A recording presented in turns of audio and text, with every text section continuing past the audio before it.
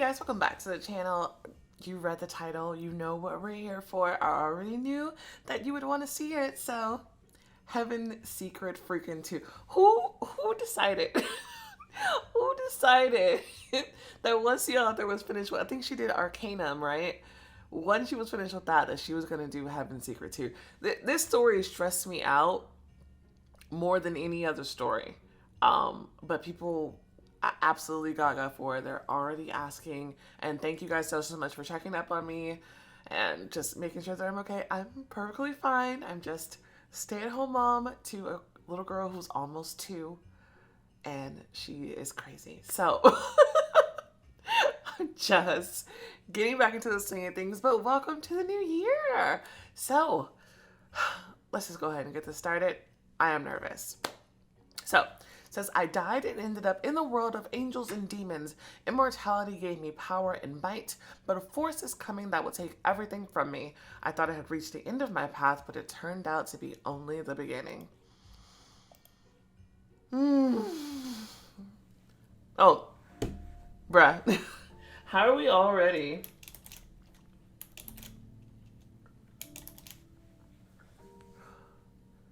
There's an abandoned train in the vicinity. The strength stat. This tips now down here?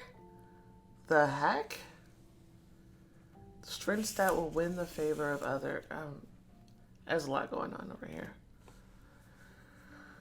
Ooh. I like the little title card thing. I don't know if you can see my cursor. Yeah. Okay. Heaven's Sword. Did I press replay on the other one? I heard they're connected. Like if you played the first season, then it just kind of keeps your choices. Take a story based on your earlier choice. Yeah, exactly. Oh boy. Vicky, you already know. We are at Melody. First update your luck. Okay. We were dark skin Vicky. Yeah.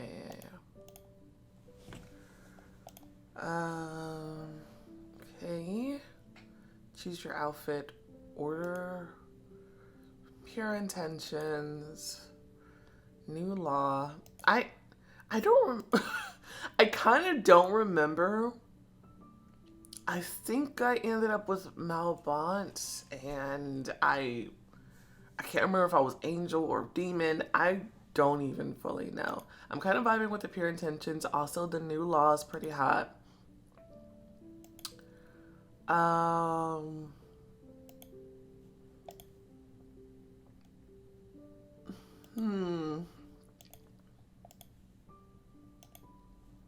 Kind of feeling new law. Hopefully this time around she's a bit more, has a bit more gumption. We'll go with that. Severity. Okay. We got a couple different hair colors right now. Uh-oh. Whoops. Yeah, dude, my camera freaking died on me. That sucks. Okay. First time that's happening. Just got bombarded. Okay. Anyway, we have sincerity. I guess this goes with the other outfit. Uncompromising. Or meekness. We're not doing meekness. Severity is cool, but uncompromising, I feel like that's the vibe we're going for. Okay. Yeah.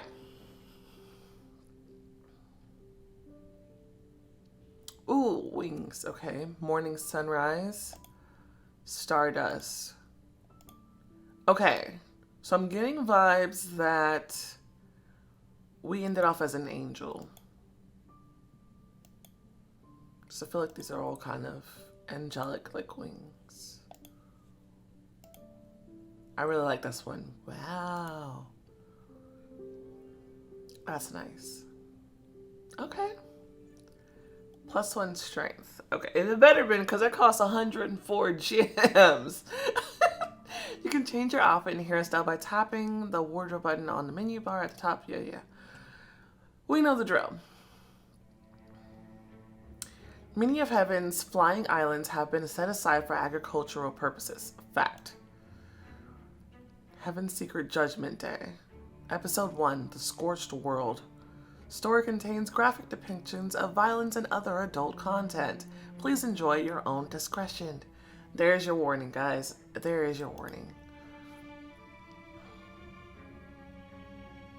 What kind of nonsense are we about to get into? Oh my goodness. One hand is off the book. How many are there? 1, 2, 3, 4, 5, 6, 7. And one hand is off.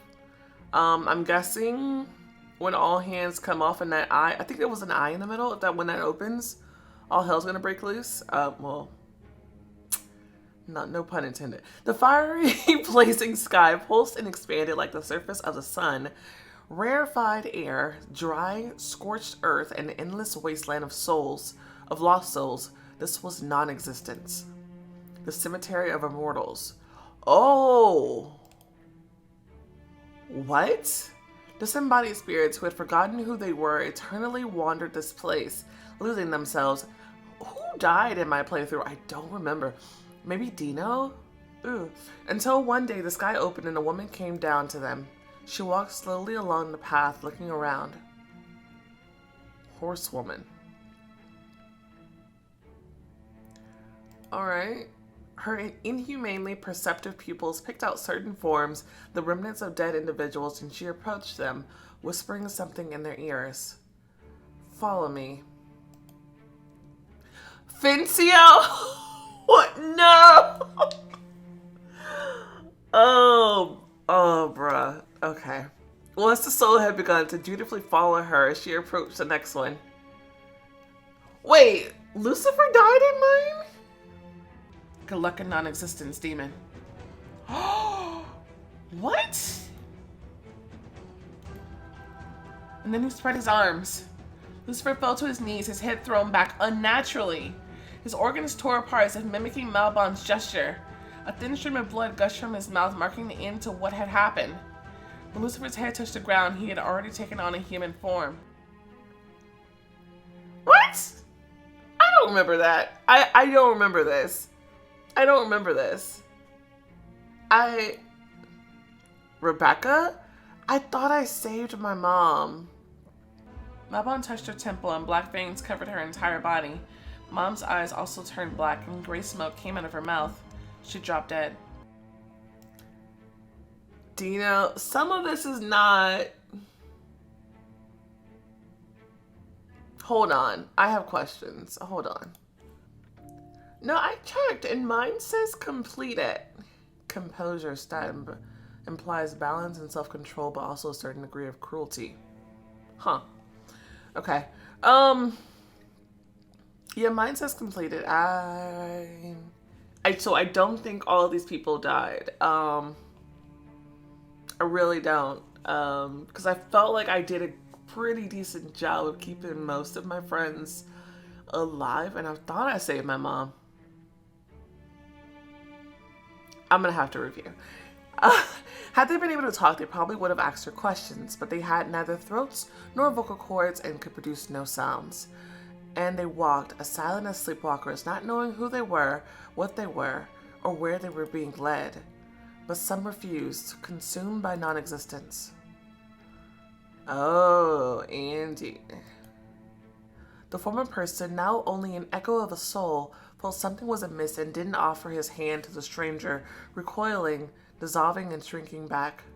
Do you understand what oblivion will swallow? That oblivion will swallow you. Are you prepared for this? The spirit remained adamant. So be it. They didn't want to follow the living. Non-existence wouldn't let them go. The woman went on without stopping. And then the sky parted again, and a whirling rift swirled over their heads, sucking in the silent souls. A rift that would bring them liberation, blood and flesh, but also pain. Was it a gift from the woman, or a punishment?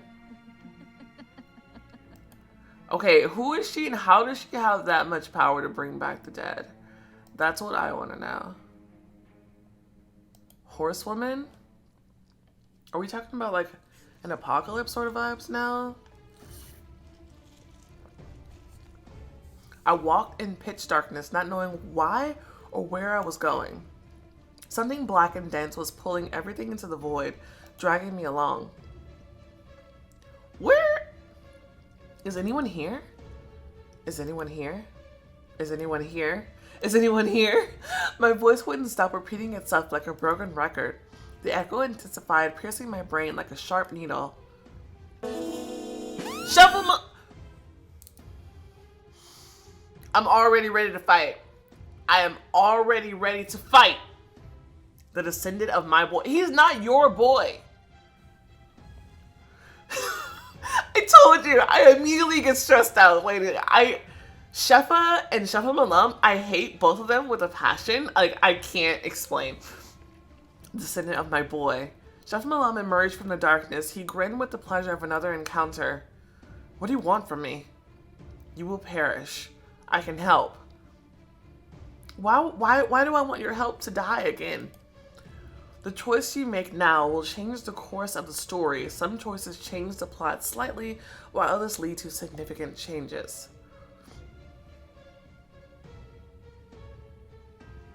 I don't want your help. I don't want help from you. Wait, is he saying that I will die and he'll help me not die?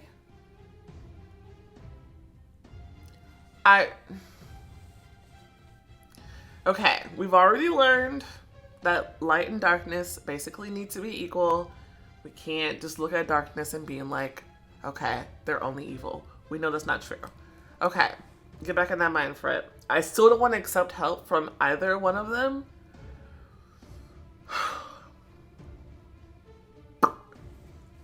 But I'm gonna do it.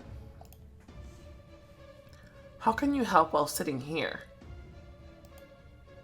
I stepped back, trying not to show my fear, but Shefa Malam felt it anyway. You're afraid, but this will be food for the last brother. Don't tell me you and Shefa have a brother. Don't. Because I'm pretty sure I killed Shefa. And I did not feel bad about that. What's that supposed to mean? There are many immortals in the capital. Save their souls, evacuate the city.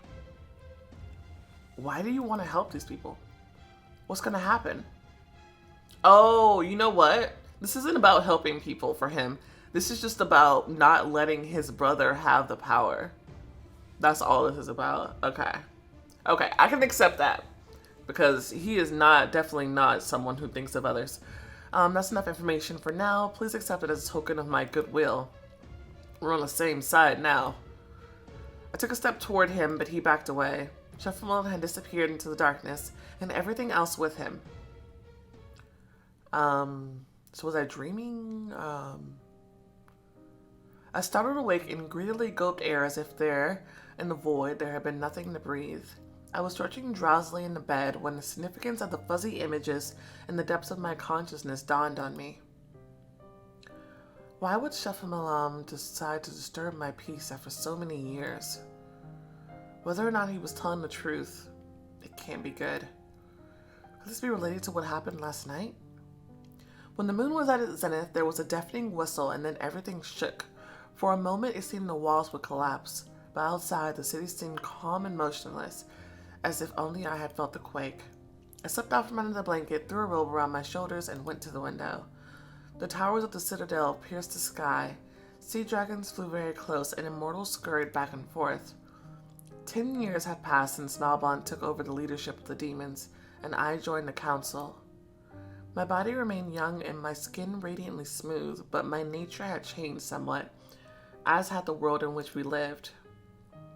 Malbon ascended to heaven less and less often. He spent most of his time hidden away in hell. The citadel became noticeably calmer, angels and demons were on equal footing, and Shefa and Malbon were watching closely. Wait, I saved Shefa?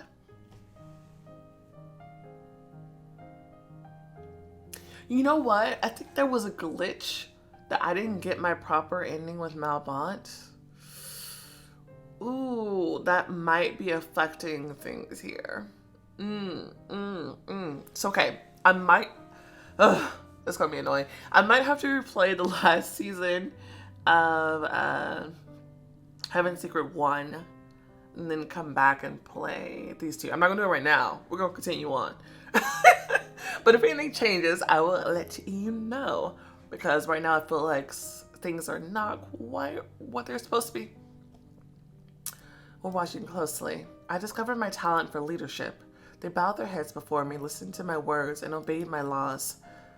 +2 strength. Okay. So, seems like some of my stuff is carrying over. The council received me with due respect and reverence. You gained enough glory in the past, and now you're reaping the rewards. But, what does Chef Milam want to tell me? Is there really going to be an attack on the capital? There was a knock on the door. Come in. Madam, sorry to disturb you. What happened? The council requests your presence at the Citadel. I was planning to go there in a couple of hours. I'm afraid you must hurry. Something extraordinary has happened. The Citadel needs all of its counselors. Probably the revival of all those people who died in the war. A chill ran down my spine. What could have happened? I stared at the acolyte in puzzlement and then pulled myself together and answered, Yes, of course. I'll be right there. Thank you, madam. The door shut behind the acolyte. I shuddered and looked out the window again. Something is coming.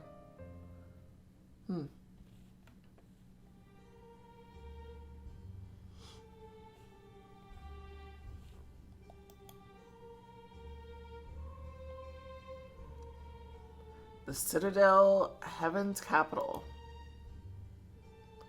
Whoa! Somebody is picking up on, what do you call it? Like the spectacle is like much more, it's crazy. That's crazy. An icy wind ruffled my hair, biting my bare skin. I took a deep breath, warming my body with my own energy. The high towers of the Citadel loomed over me, seeming somehow reproachful and expectant. For 10 years now, I had been going there almost every day. I was sick of the place. I wanted change, but I didn't like the changes that I could feel waiting around the corner. A woman rushed past. From the look of her, I guess she was late for a meeting in the other wing of the Citadel. I caught the startled way she looked at me. She almost stumbled and then bowed as low as she could. Hello, I'm sorry. I'm new here. Could you tell me how to get to the meeting place? Okay. Her voice trembled and her cheeks flushed. She'd probably never spoken to a counselor before, but if she had been accepted into the Citadel, a bright future awaited her. But she's late, and now she's asking a counselor to escort her to the meeting? There's boldness in her. Or is it laziness and arrogance?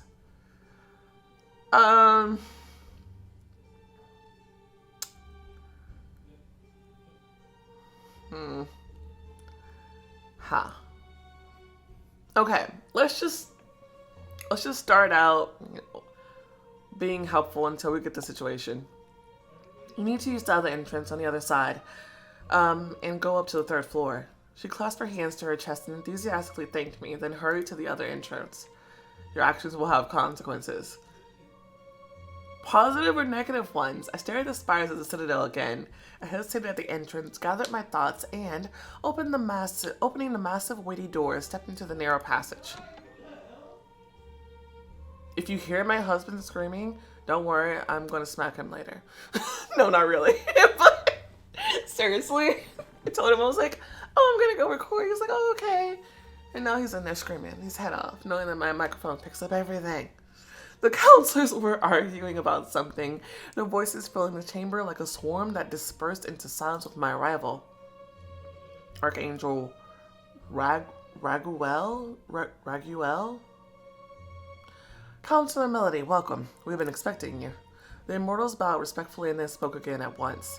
Malbont sat on his throne, thoughtfully pressing his finger to his mouth. His gaze was distracted. He seemed to be somewhere else. I raised my hand, silencing everyone. I like that. What's going on? Counselor Theobald. We're in big trouble, madam.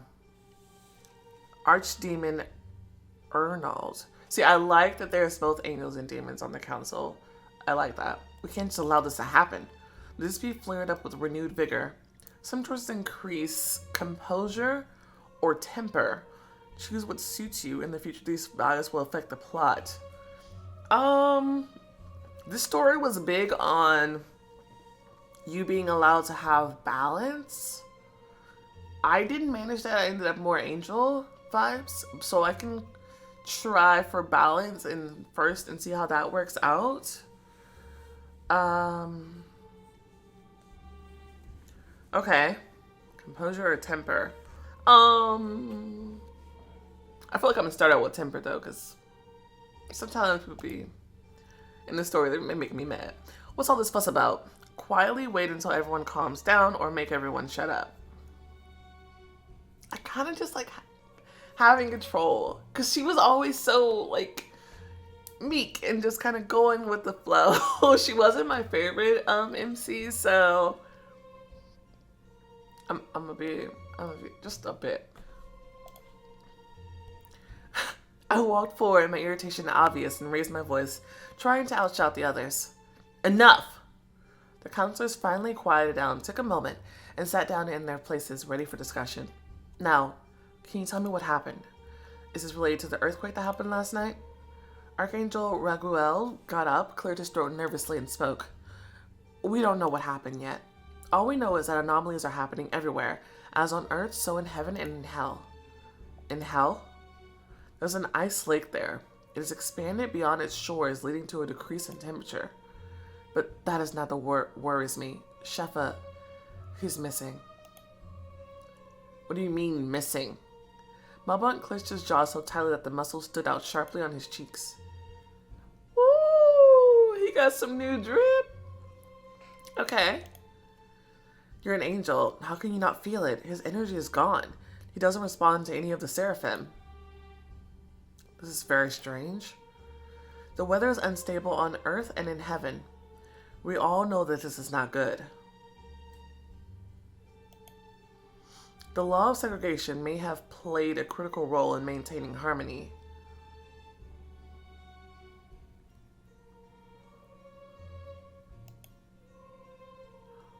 Oh, wait. Hold up. Now he's talking. Oh, okay. Okay. Those fighting words. Those are fighting words. Who said that? Was that Alvin? I don't like him. Enough. All I'm saying, Lord, is that we must identify the cause of the changes. Oh, and of course it's an angel who points this out.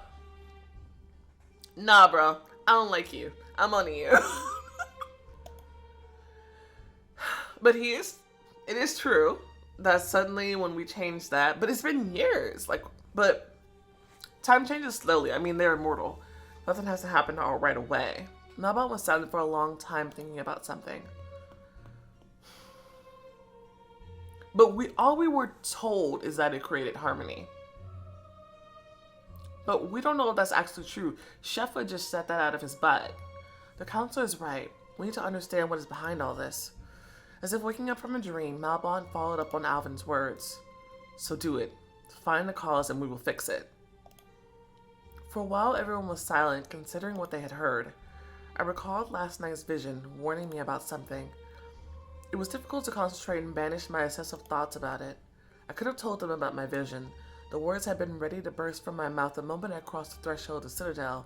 However, I didn't want to add fuel to the fire, especially since it wasn't clear if my vision was an illusion, a trick, or something else. I looked around at the counselors' frightened faces and said, You have to resolve this somehow. Oh, do we really want to put it all on them? Maybe it's too soon to worry?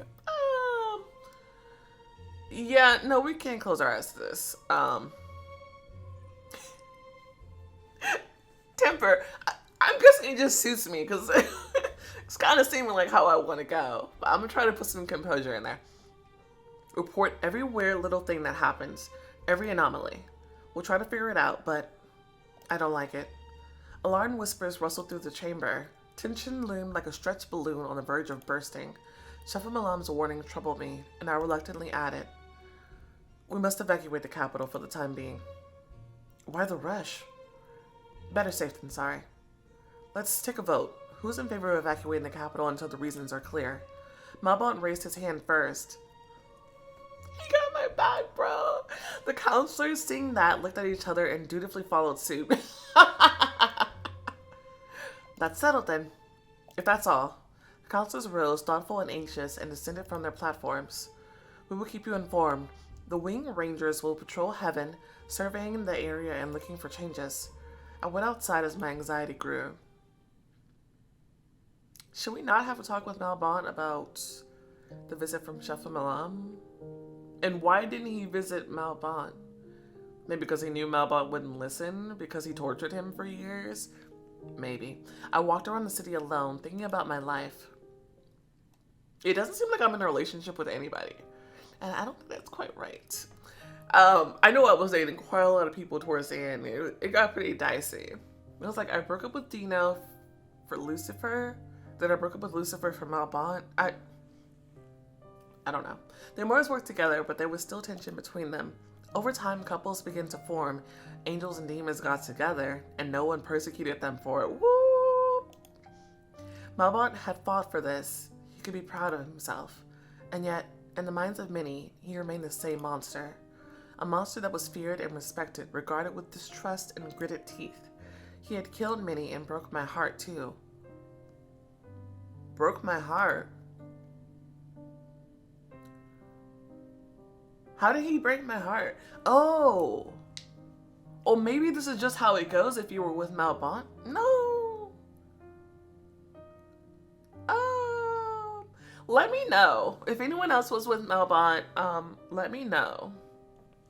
If this is just how it goes if you were in a relationship with him specifically. Because that seemed interesting for her to note. These wounds were healing, but it took so long. We all need a little more time. What is 10 years to an immortal? One moment. Fate placed me among the strongest and the wisest. The other counselors regarded me with caution. I held Malbon's trust in my hands. And the inhabitants of heaven had confidence in the future. We lived in peace and relative harmony. But could that all really be coming to an end? Shefa is missing. Has this happened before? According to the counselors, no. I bit my lip so hard that I winced from the sudden pain. I spread my wings and stretched them a little. What's the matter with me today? I rushed out of the citadel as though I could hide from the problems looming over our world. I wouldn't be so scared if it wasn't for my vision of Chef Malam, but telling someone about it feels like I will be acknowledging the beginning of the end. The thought flashed through my head, and I felt I needed to drive it away. I scolded myself every time I gave in to temptation, and then I tried to forget about it, amid feelings of shame at my weakness. But the feeling of impending disaster awoke an anxious nostalgia in me, one which I didn't have the strength to fight. I slowly rose into the air, flapping my wings. My legs felt weightless, while the muscles on my back tensed, holding my body's weight. I decided to fly to the academy, to the place where my journey as an immortal began, to the place where I'd learned to control my wings, where I found not only my strength, but also my friends and loved ones, a place that my heart longed for time and time again, not just because of the memories, no, but also because of the present, which I could no longer touch. I'll get there faster if I fly through the cliffs and then turn right. Wait a minute. They're not saying this for no reason. Fly through the cliffs and turn right. Right. I banked sharply and soared up. Okay. Time to focus. Oh, I forgot how beautiful the scenery in this story is. My God. My feathers fluttered in the wind, trembling with so much tension that it seemed they'd be torn away at any moment. I maneuvered through the sky, flying through the clouds, speeding up and slowing down. The flight was like a meditation. No thoughts, no fear. I hovered near the cliffs. The passage was narrow enough that I could touch the edges with my wings. After a pause, I continued forward. Loud grinding reached my ears, followed by measured thuds. A boulder? A stone the size of my body came hurtling down, crashing against the cliffs on its way. Ooh, a first time choice. Sit, fly through the cliffs, make a right. Turn right. The boulder will block the gorge. If I turn to miss, I'll have to blah, blah, blah, blah. I was like, I want to read it, but I'm like, time. I turned sharply, ducking away from the boulder into a passage leading straight to the academy. The clouds opened up after some time, parting to reveal a view of the tower, the labyrinth, and the old building that has survived both the centuries and the war. Whew. I pressed my wings against my back and lowered my head, beginning my descent. Okay.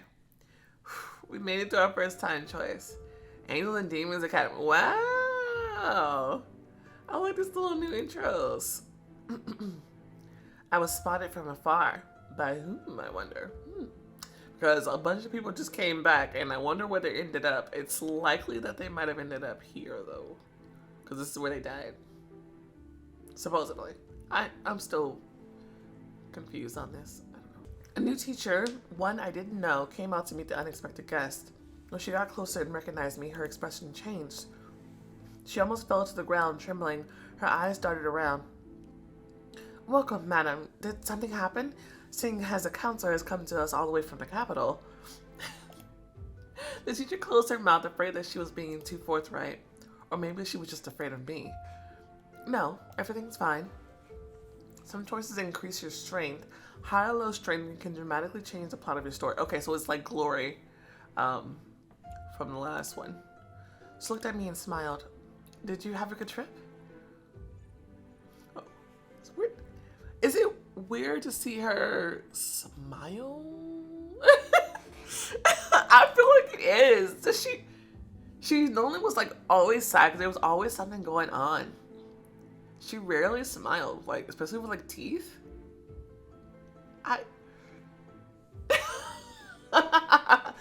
Yes, it was a breeze. You arrived quickly and without incident. Oh, because I got the time thing. Can I help you somehow? We were not warned about your visit. I'll call for the principal. The teacher was too excited. I noticed the way her hands were trembling. Mimi is expecting my arrival. I'll find her myself. For now, I just want to be alone. Here, I feel at peace. I should have told Donnie I was coming. Who is Donnie? Oh, of course. I understand. We entered the school grounds. The teacher walked ahead, slightly hurried as if she couldn't wait to flaunt her acquaintance with the counselor. I managed to send her away and leisurely walked along the building, touching the wall with my hand. Once this place had seemed alien to me, incomprehensible and dangerous. Angels, demons, wings, immortality. These things had barely fit into the mind of a girl who had just graduated university and met death under unfair and unexpected circumstances. By Fincio. But time passed and I got used to it. I graduated from the academy and became an angel. I turned and looked around the backyard like a vivid memory. Music, though. Ghosts from the past began to walk before my eyes. I heard their voices and saw them as if they were real.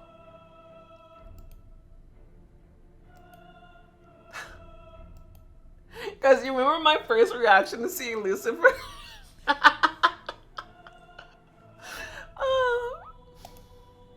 But then the ghost disappeared, and I realized that I was standing alone. The war took too much from me, but it could never take away my memories.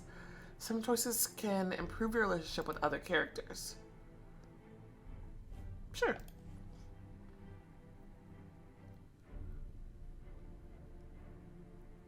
Mimi had just gotten out of the shower. She was sitting at the dressing table combing her wet hair. Her towel was barely staying up around her chest and steam was coming off her heated body. I sat on the edge of the bed, thoughtfully gazing at her back. Mimi, catching my reflection in the mirror, said, "You seem kind of weird today." "Why?" She coyly shrugged, looked back at me and winked. "Looks like you're thinking too much." She stood and smoothly threw off her towel, unembarrassed by her nakedness, then began to dress. I looked away. "Mimi, do you miss your father? The immortals come to school as children and spend many years here, only occasionally visiting their parents. Don't you miss them at all?" Mimi sat down next to me, covered my hands with hers, and smiled. What a load of crap. Of course we miss them. We just know that we will still have an eternity ahead of us. And what if you lose that eternity?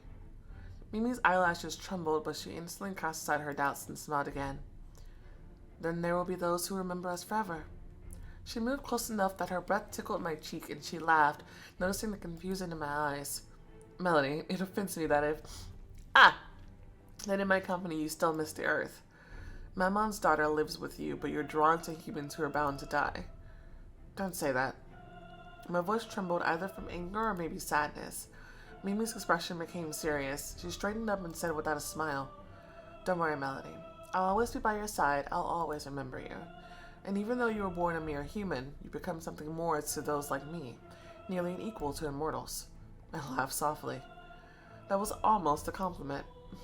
You almost deserve it. She jumped out of bed, restless as always, and spinning, clasped her hands to her chest. "I want us to go to the theater after we finish our assignment on Earth. Will you come with me? Will you?" She took my hand and pressed it to her chest, all the while making eyes at me. I felt Mimi's influence as her charm slipped beneath my skin and crept up under my ribs. She was using her powers of seduction on me. But, as I noticed long ago, she did so half-heartedly. That way I could feel it, but I'd also be able to resist it. I'll come with you. Will you help me with my exam? Mimi squealed and clapped her hands. I will. She began to get ready. I silently watched her, looking forward to going with her to watch the human spectacles. I had been a part of it once, but now I descended to Earth as a guest who shouldn't be noticed. But with Mimi at my side, it was fun and easy. I saw everything in a more vivid light next to her. She said she'd remember me forever. I wanted to tell her the same thing. Okay. I smiled at my thoughts. I noticed several immortals in the distance, training hard in the backyard. Remember Dino? Sure. I was going for a walk to get some fresh air when I noticed Dino. He was sitting on a stone, stretching his arms and thinking about something. Hello? Hello? Am I distracting you? No, I'm just resting. Are you training for the flying tournament? For that as well. Dino sighed wearily. It made his shirt stretch across his back, calling attention to his toned muscles. That's too bad. Huh? He got up, then stooped over, touching some trampled flowers. I didn't notice them when I was training. Dino ran his fingers over the crumpled petals so gently that he scarcely touched them. Would you call it murdering a flower? Only if it's intentional. He smiled. He pressed his palm to the stems, and when he removed it, the plant stretched out as if reborn. How did you do that? I can heal a little, but this is the extent of my abilities. It takes talent to heal immortals. And again, a smile played on his face, a tired one, but with a hint of relief. It was important to him that the plant lived. Dino, you're too kind. He laughed. You think too well of me, Melody. He sat next to me and looked into my eyes for a while. I saw thoughts swirling in the depths of his pupils. Do you regret passing the selection and ending up at the academy instead of going to heaven? Or maybe I would have ended up in hell. I wouldn't want that for you. He looked at me attentively for a long time, and unable to withstand his curiosity, I glanced away. Why did you ask me if I regret it? I don't know. It's safer away from all the immortals right now. From you too? He quickly looked at me again, then his lips twitched and he smiled. I don't know, but I won't hurt you. Vincio came out into the yard. He glanced around and noticing us froze. Dino immediately stood up. I need to train. I hurried to leave. Of course, I won't distract you. Dino took my hand. He smiled softly at my surprised face. I hope you do well, Melody. Thank you. He nodded and released my hand, shot up into the sky. I lingered for a few moments, trying to spot him among the clouds before returning to my room. Someone had forgotten their textbooks on a bench. Celestial Wars, Treaties on Malbot, Death for Immortals, or What is Non-Existence? I wonder who read this. The thick, worn bindings of the books made me think. I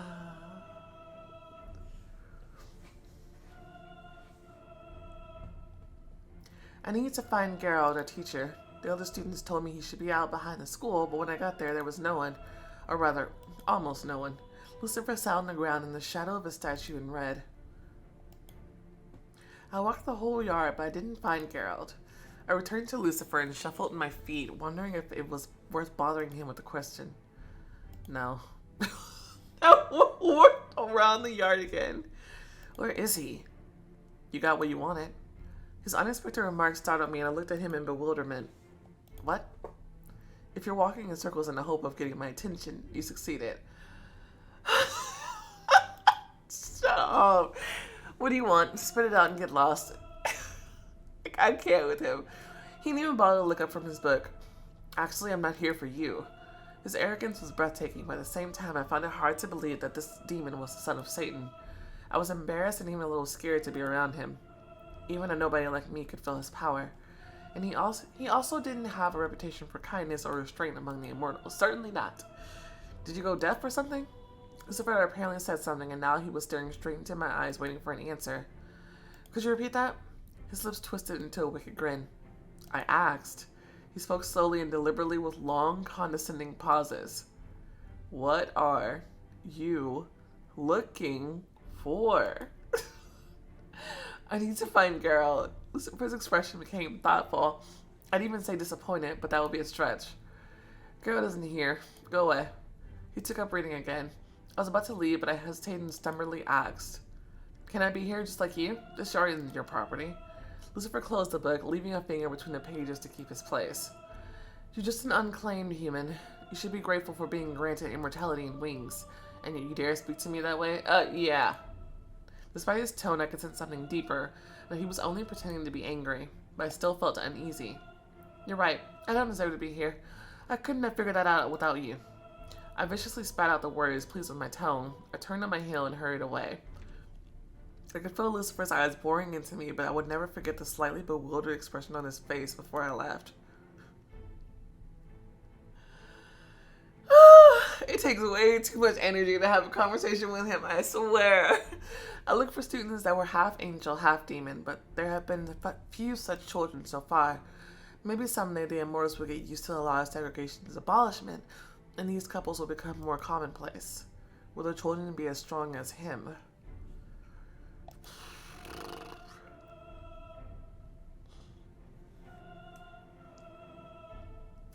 Malbon had escaped his dungeon and he would visit me at night. I didn't know if it was real or if I was only imagining his presence because I absorbed some of his power. Whatever the reason, we were connected.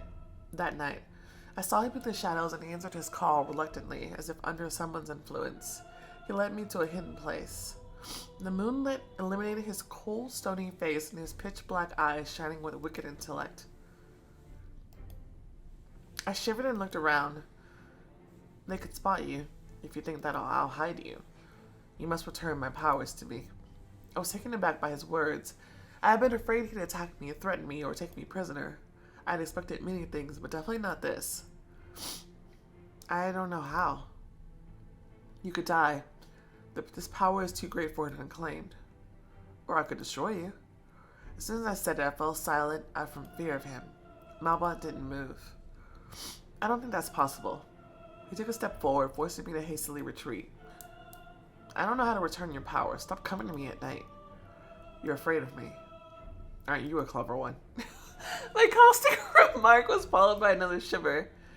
Then why don't you scream? Why don't you run from me? He took a few more steps forward. I was cornered. I wrapped my arms around myself and lowered my head, looking away to avoid his gaze and the feeling of his breath on my skin. I know you won't touch me. You need me. Malbon looked at me from head to toe, still cold and collected, and whispered, not that much. My powers flows in both of us. It draws me here time after time, seeking to connect with you. He was referring to energy and abilities, and nothing in his eyes or voice suggested otherwise, but I still blushed. What do you mean by connect? I don't know. I don't know how to get my powers back. Maybe that means killing you. He ran his finger along my chin and squeezed it tightly, and I turned my head so I was looking at him. Or maybe something else. I was afraid that he'd continue on that topic, but he felt me trembling under his fingers and let go. And then he took a step back. The air became warmer and the moon seemed to shine brighter. I uncertainly spoke into the darkness. Malbon? But he was nowhere to be found. I breathed a sigh of relief, but at the same time I felt a strange unease. Yeah, that's about normal for him. A light breeze ruffled my hair, blowing away my memories. Someone took me by the wrist and turned me to face them. Don't tell me you're back here again for this. Ooh. I mean, I know who you are, but I don't. Like, I remember she mentioned him, but I'm gonna need you not to grab me like that. Hello to you too. I'm gonna get in trouble because of you. You always say that. And you always promise it'll be the last time. I'll make sure you don't get punished. You know it. Your promises are useless to me. I put on an imposing air. Don't forget who you're talking to, Donnie. You should watch your tone if you don't want to wind up on the chopping block. He paled immediately and opened his mouth, but only inarticulate sounds escaped. I couldn't help but laugh. I'm kidding. Donnie rolled his eyes, muttered something under his breath, and headed inside. You have 5 minutes. I'm guessing he's like a close friend, but maybe like my assistant? I don't know. Well, like, what is... Why would he get in trouble for me going to random places? Like, can I not go where I want? I'm confused. He couldn't help but smile as I followed him. We hadn't been close during my days at the academy. Once we'd been rivals in a competition and fought several times in talent classes. Wait. He does kind of seem familiar. Donnie. Oh, wait. Wasn't there like these two immortals? It was like Donnie and there was this girl. And they taught me like battle magic or something like that. Wasn't that them? Isn't that him? I think so. After our graduation in the war, Donnie stayed to work at the academy. He was appointed as the guardian of the Earth's Eye, a bowl from which one could observe mortals. I'd never been able to forget my father and began to drop in on Donnie to check on Dad. But that was forbidden. That was why Donnie was shaking each time he peered out from behind the door to see if someone was walking by.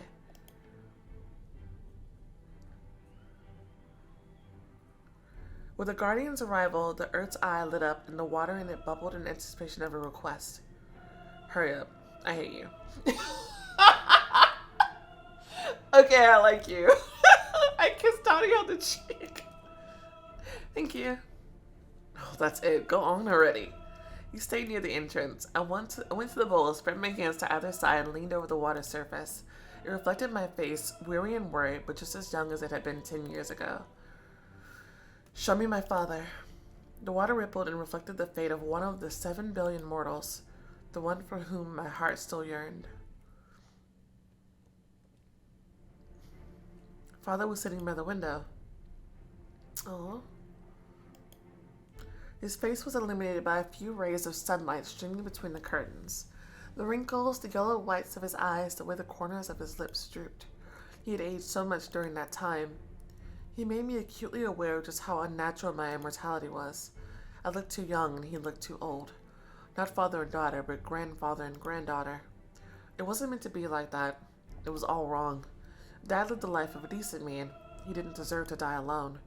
He was too old to be accepted into Angels and Demons Academy. That mean he would go straight to heaven, or... It meant that he'd be sent directly to heaven, and we'd never see each other again. Never.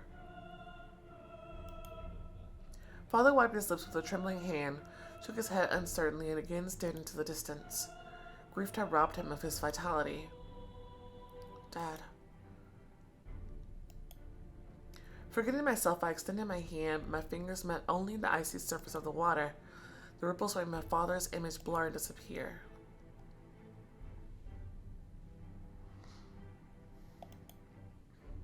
Already? You're fast today. I moved away from the bowl and pressed my hand to my eyes uncertainly, unsure whether I should keep Dad's face in my mind or try to erase it from my memory. I don't know why I'm doing this. I'm just torturing myself. I told you. You'll go crazy. What should I say? Maybe you're right. I can't help it. I don't know what to do.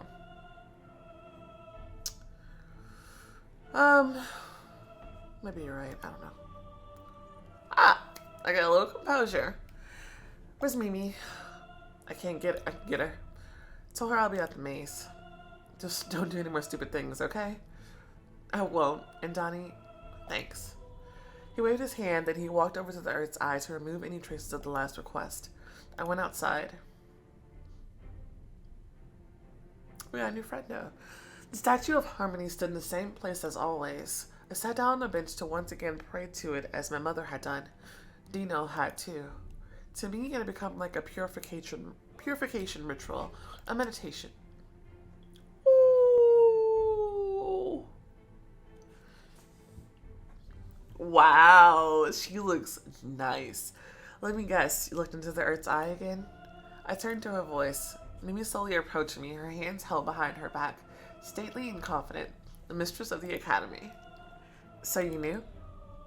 I kept hoping you'd stop. Someday. When he dies? Mimi pursed her lips, sat next to me, and quietly added, I'm sorry. I think they made a mistake on the facial expression there. It's fine. You're right. We were silent for a while, then Mimi asked again cautiously. What's going on at the Citadel? I was just about to go back there. The students are on edge. There are rumors about some anomalies. We also saw seagulls. Oh no. Dark harbingers. I got up. Don't worry. We'll figure it out. Mimi took my hand. Melody, please be careful.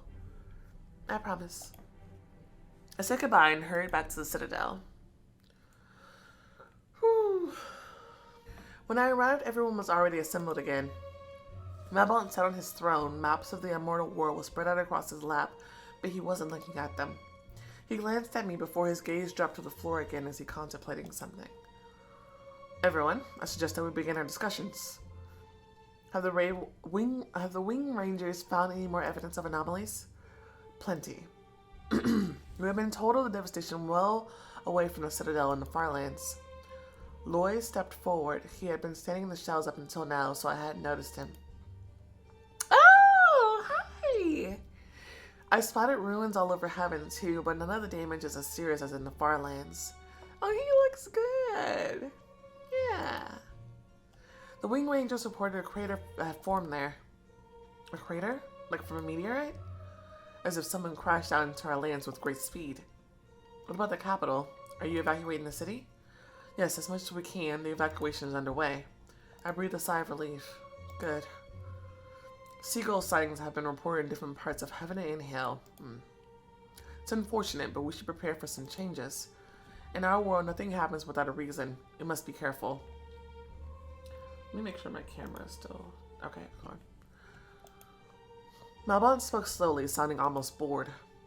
You're too nervous for people who don't know who their opponent is or how to fight it, and whether you'll be fighting an enemy or fate.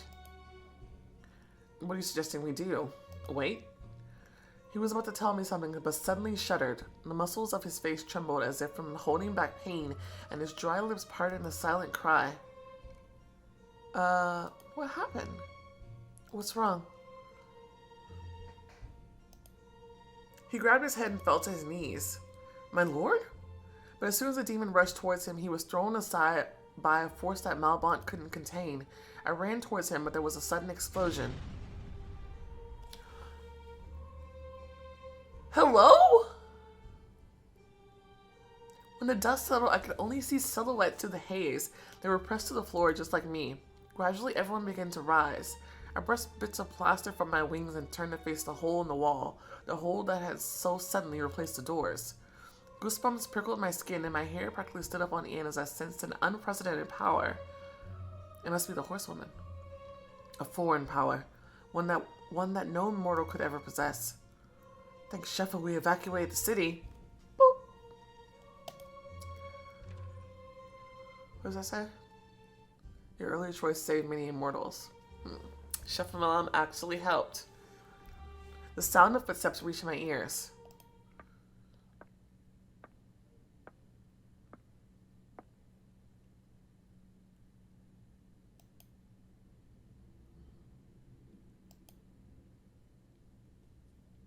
I'm clicking. I nervously looked at the figure that seemed to blur.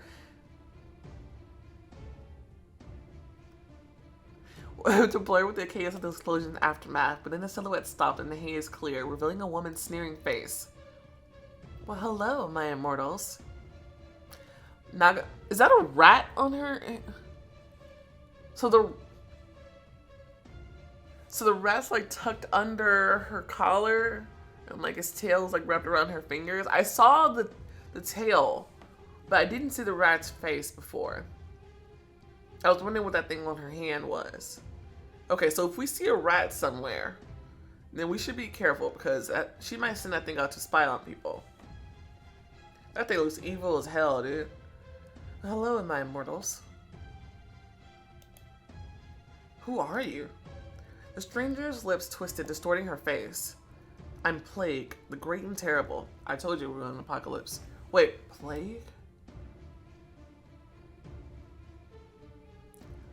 The Four Horsemen of the Apocalypse. That's why she's a horsewoman. Oh! But why were they unleashed?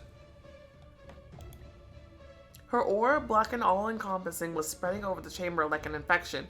Well, so one is plague, one is death. I don't remember them. I could practically see her tentacles wrapping around the ceiling and the walls, tightening around our throats like ivy. Looking into her face, I suddenly realized I had been waiting for her. All of us had. Our adversary, our misfortune, our nightmare. Counselor Alvin stepped forward with his hand outstretched, ready to defend himself. His voice shook with tension as he thundered. Who allowed you to break into the Citadel? I don't like you, but I mean you got guts. Plague threw her head back and laughed for a long time, then jerked like a marionette, becoming diabolically serious. You, a mere louse, dared to speak to me in such a tone? Wait! I read the end of the sentence too fast. Plague waved her fingers as delicately as though she was painting, and a moment later, Counselor Alvin exploded.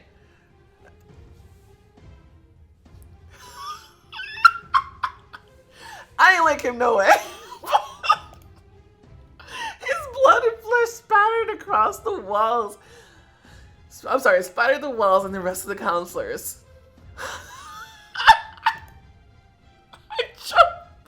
I jumped back but stumbled and fell to the ground. Cries of horror and fury erupted from all sides. Malbon stood motionly and looked at Plague. She met his gaze, smiling, and squinted her eyes as if she too didn't understand why he wasn't doing anything. Do something. Get out of here. He went straight to the center of the room, but no! No. Facing Plague. No. She sighed loudly, her nostrils flared for a moment. Don't you dare. Don't you dare. Baby dragon. Shapeshifter. He's just a baby? Well, then don't cut his life short. Boy, please. No. Exactly. Come on, baby dragon. Do it. No. Come back. Boy's body began to expand. His legs lengthened and split while his arms, on the contrary, vanished. No, baby, please don't do it. In this new form, he attacked Plague, his tail slashing the air like the tip of a sword. This rash act filled me with furious terror. It was tantamount to suicide. I felt and knew that everyone in that chamber felt. This monster could not be defeated. Then why throw yourself at her knowing she'd tear you to pieces? What should I do? Help! I rushed right after him, trying to reach into the depths of my soul and fish out the dark power I'd drawn from Malbon.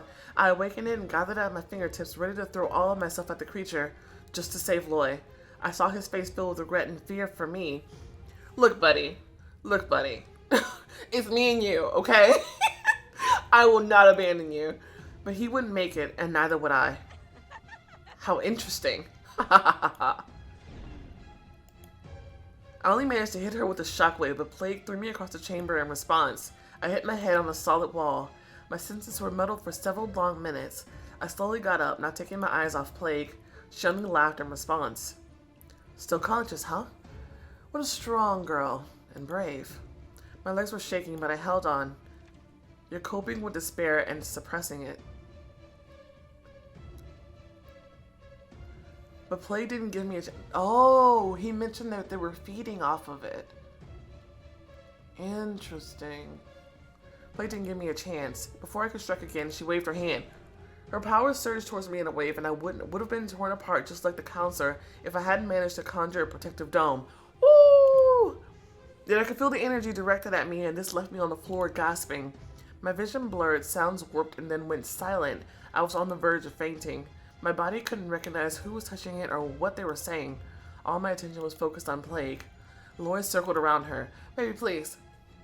The dragon lunged for her neck, but his teeth crumbled and fell away to the sounds of her eerie laughter. No. I tried to get up, but a sharp pain in my stomach stopped me. I looked down, confused. Blood. So much blood. Was it really all mine? I looked up again. Lois' scales darkened from the wounds Plague inflicted on him in a frenzy. She was laughing all the while at his pain, at his desperate attempts. Oh my gosh. Please. No. Her hand flicked out to the side as if she could predict her enemy's next move. A red-black cloud burst from her palms. No. Blood gushed from my mouth, but I still got to my feet. Boy managed to look at me.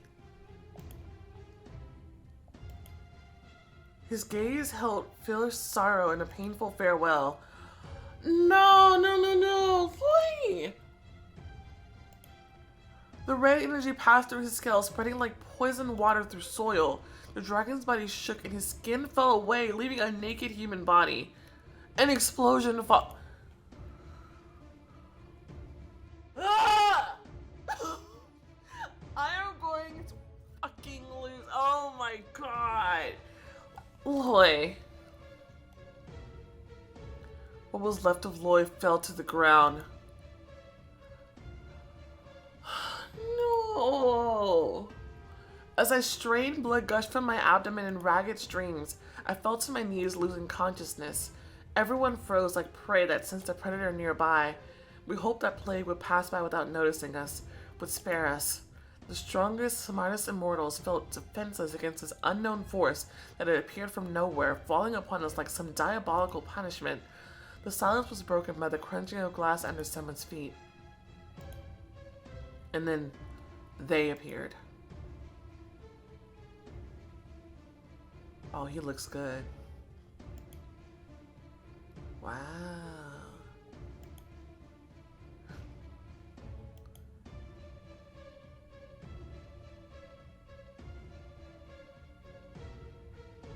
Torino? I like that staff. That staff is sick.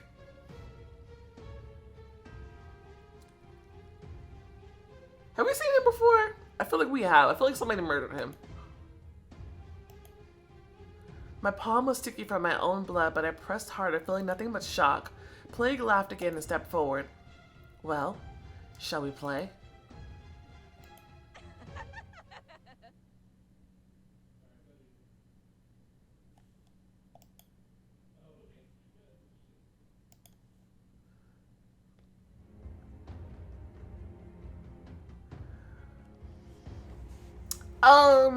Well, we just got horrendously bodied. Like, bodied, dude. She killed Lloyd. Viciously. Okay? Went around exploding people's heads like this is freaking The Boys. Like, this has jumped up to The Boys level of violence. And I'm just like, what the heck? If you haven't watched The Boys, go watch it. Anyway. I am upset. I'm upset. I'm upset that Lloyd died. It's interesting that we saw, but we only saw 4 of them though.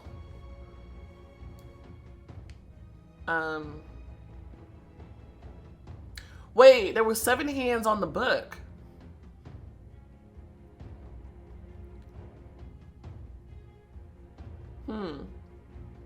I don't know. I wonder, does that correspond to the number of people that she brought back, or what? I don't know, guys.